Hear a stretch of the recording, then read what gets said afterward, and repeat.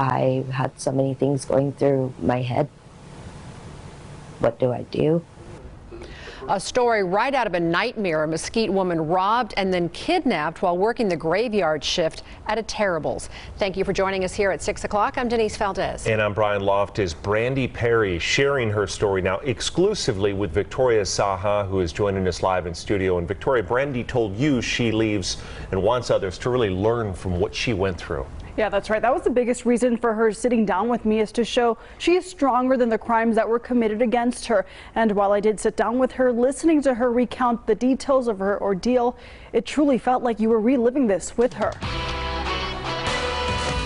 All I kept thinking was I need to save my life. Too afraid to return back home to Mesquite, Brandy Perry speaks with me while staying with family in Las Vegas. Perry is the manager at Terrible Herbs convenience store in Mesquite. She describes her graveyard shift as usually slow, with occasional regular customers stopping in.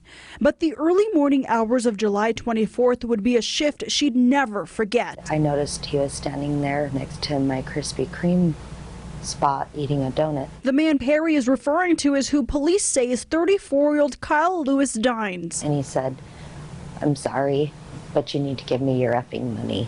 At this moment, Perry is doing everything Dines is asking her to do. I opened it up, took everything out that I had in it, and when he pulled out his bag, his gun came out, and that's when I knew it was my fight or flight. But little did Perry know this wasn't going to end as just a robbery. By the time I got all of the money in his bag, he told me, he was like, "You need to come with me."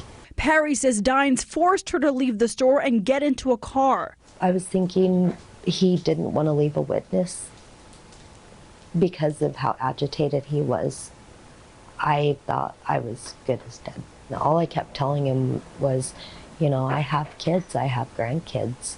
I'm human. Perry eventually convinces Dines to let her out of the car before he got onto the 15. I'm thinking he's gonna come back. He's going to regret letting me go, and he's gonna come back and he's gonna finish me. That is when Perry quickly called 911 and ran to Casablanca Resort. Do you think it helped that you kept reminding him that who you are as a person? I think humanizing myself made it harder for him to harm me in any way. Though it's only been a few days since the incident, Perry says she is determined to be known as a survivor, not a victim. You may have made me scared.